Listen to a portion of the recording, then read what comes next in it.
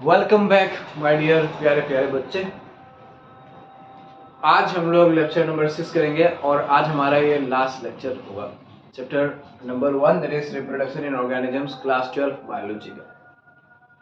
पिछले क्लास जो है उसका लेक्चर आशा करते हैं सब देख चुके होंगे और पूरा फुल जोश के साथ जो है नोट्स बना लिए होंगे और पढ़ाई एकदम पूरा कंप्लीट कर चुके होंगे।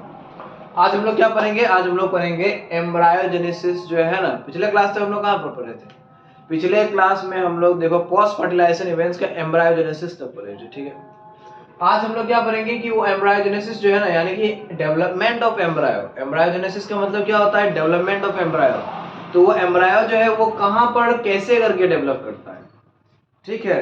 तो देखो बहुत सारे एनिमल्स में जो है ना क्या होता है, बहुत सारे एनिमल्स में एम्ब्रायो जो है it develops inside eggs. Eggs के अंदर में एम्ब्रायो डेवलप होता है।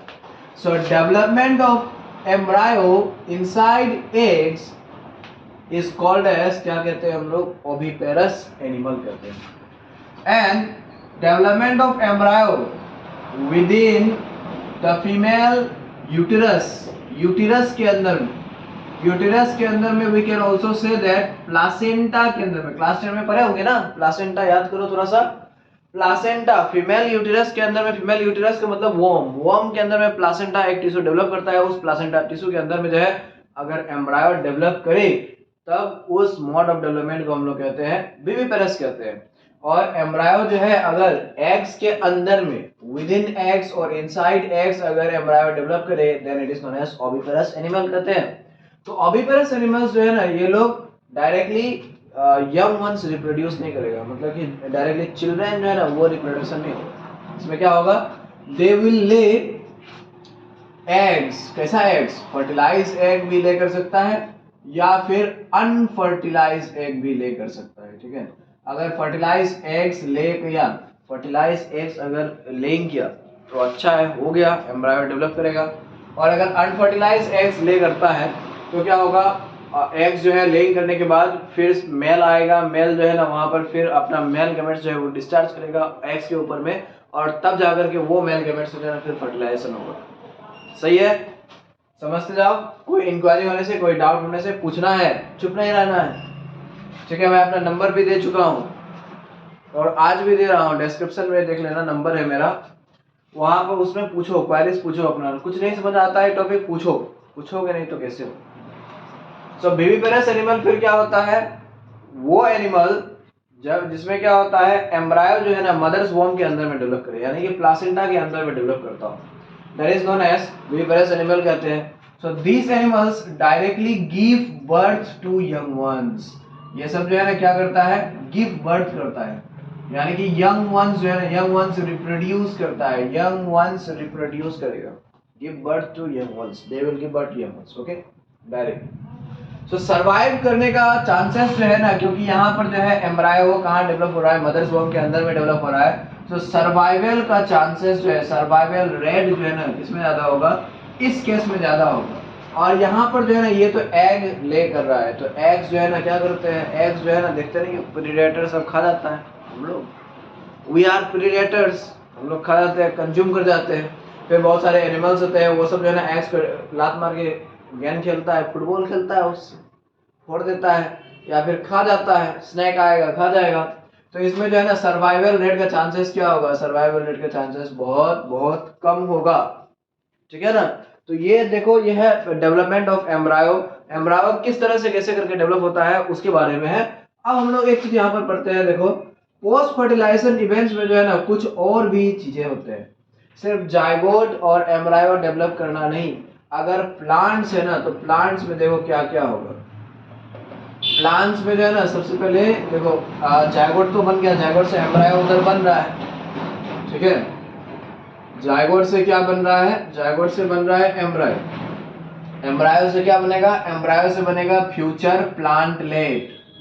प्लांटलेट का मतलब क्या होता है? स्मॉलर प्लांट, छोटा सा जो प्लांट होता है उसको कहते हैं हम लोग प्लांटलेट कहते हैं। नेक्स्ट सेकेंड नंबर में क्या है? देखो जाइगोट हो गया। अब जाइगोट के बाद ये भी था ना देखो एंडोस्पर्म का फॉर्मेशन होगा। चैप्टर नंबर 2 में जो है इसके बारे में हम लोग बहुत अच्छे तरह से पढ़ेंगे।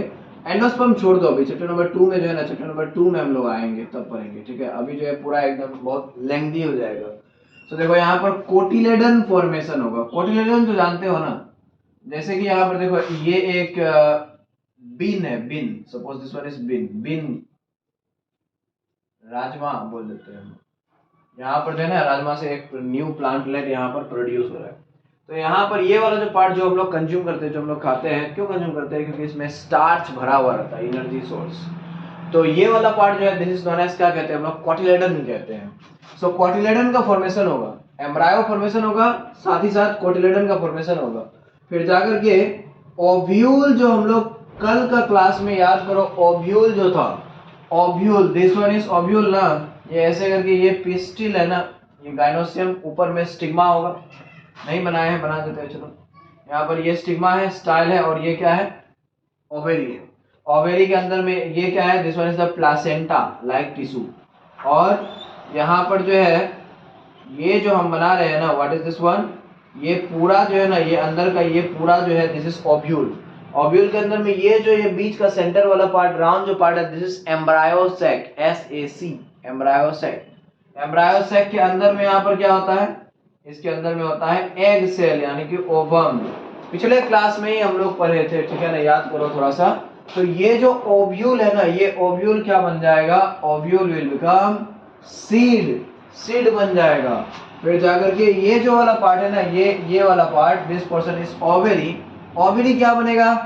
Ovary will form the fruit, ovary से बनेगा फ्रूट। ये सब सारे जो है ना, ये सब सारे चेंजेस कब होता है? पोस्ट फर्टिलाइजेशन के बाद, मतलब फर्टिलाइजेशन के बाद होता है, पोस्ट फर्टिलाइजेशन में होता है, ठीक है ना प्यारे प्यारे बच्चों। उसके बाद देखो फिर क्या होता है प्लांट में, देखे हो ना, जो कैलिक्स होता है, कोरोला होता है। कैलिक्स मतलब जानते हो ना, फ्लावर के नीचे में, suppose this one is the flower, तो फ्लावर के नीचे में यहाँ पर ये लीफ लाइक कुछ स्ट्रक्चर होता है, इस तरह से छोटा छोटा लीफ की तरह दिखने वाला स्ट्रक्चर। लीफ नहीं होता है लेकिन लीफ की तरह दिखता है, ग्रीन होता है। ये सब को हम लोग कहते हैं कैलिक्स। और ये जो ऊपर में ब्यूटीफुल कलर्ड वाले ये होता है ना, this is known as what? Corolla कहते हैं। तो ये जो कैलिक्स एंड कोरोला है ना, कैलिक्स एंड कोरोला का कोई काम नहीं है अब। सो कैलिक्स एंड कोरोला क्या होगा? Get shriven off, shriven off and fall down. मतलब क्या है? कैलिक्स एंड कोरोला जो है ये सर जाएगा, टूट करके जो है ना नीचे गिर जाएगा। ये सब सारे चेंजेस होता है फर्टिलाइजेशन के बाद। इसको नोट करो, कॉपी करो। तो देखो अभी ये जो सीड जो बनता है, सीड एंड फ्रूट, उसका अरेंजमेंट किस तरह से होता है, ये हम लोग थोड़ा सा हल्का फुल्का देख लेते हैं। चैप्टर 2 में भी हम लोग पढ़ेंगे। सपोज हम लोग एक लेते हैं मैंगो सीड लेते हैं, ठीक है, मैंगो फ्रूट लेते हैं, mango fruit. So this one is suppose, let us suppose that this is the mango fruit. Mango fruit के अंदर में देखते हो ना, ये जो गुठली होता है, what is this one? This is the seed. ये सीड के जस्ट बाहर में यहाँ पर एक फाइब्रस पोर्शन होता है, जिसको हम लोग खा तो सकते हैं, लेकिन दांत में जो है ना अटक उटक जाता है, देखते हैं, फिर टूथपिक के जरिए निकालते हो। So that portion is called as, इसको हम लोग क्या कहेंगे?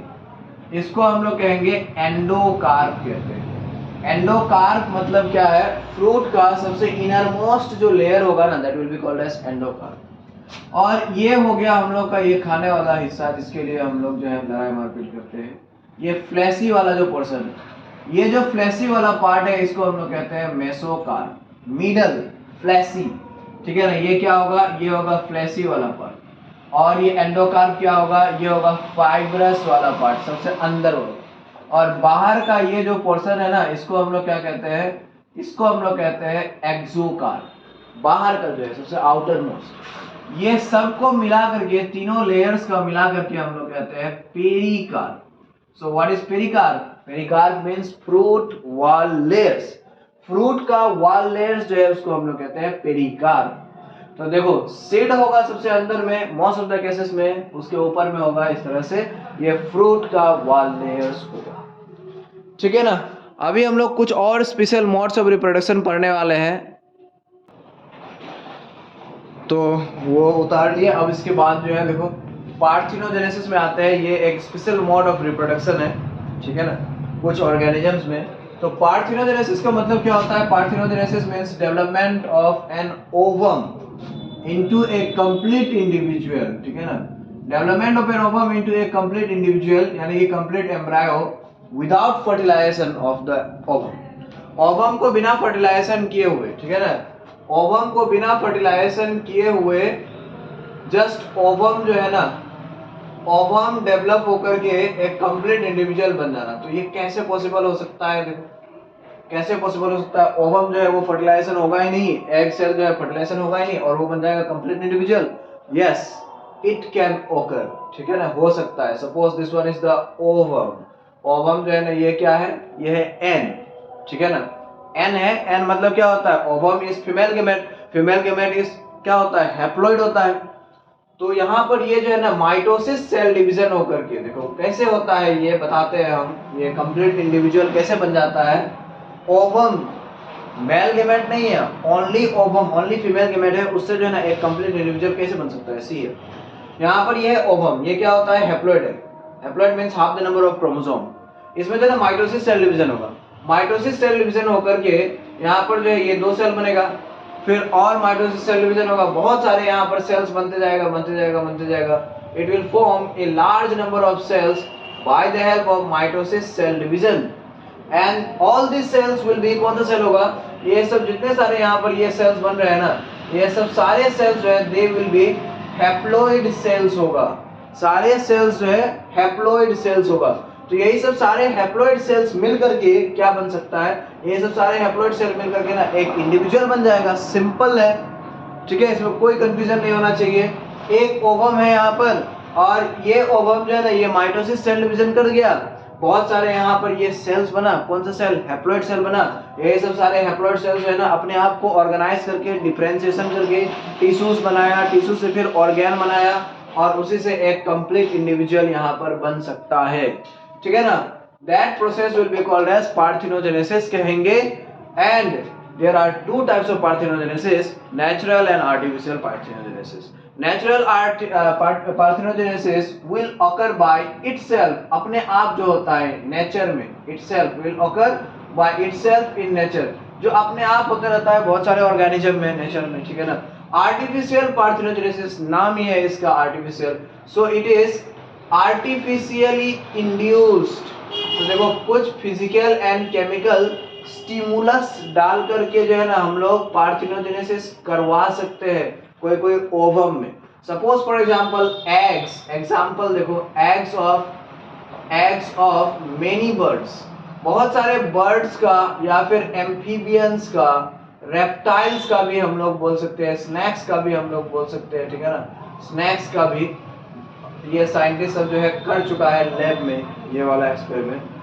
बहुत सारे एनिमल्स का जो है ना, एम्फीबियंस का, बर्ड्स का, स्नैक्स का एग्स जो है ना उसको हम लोग ला करके उसको आर्टिफिशियली जो है ना कुछ हाई टेम्परेचर दे करके या फिर उसका सराउंडिंग पीएच टेम्परेचर चेंज करके या फिर केमिकल उसका नेचर चेंज करके, यानी कि एसिडिक करके, बेसिक करके, न्यूट्रल करके, है ना, मतलब कि उसके एग है यहाँ पर, ये एग के सराउंडिंग में जो है ना इसके एनवायरनमेंट में कुछ कुछ चेंजेस ला करके, वही सब चेंजेस से जो है ना स्टिमुलस इस एग सेल को मिलता है और ये जो है ना अपने आप क्या करेगा, अपने आप ये डेवलप माइटोसिस सेल डिवीजन करके ये जो है ना हैप्लॉइड सेल्स बहुत सारे बना करके एक कंप्लीट इंडिविजुअल बन सकता है।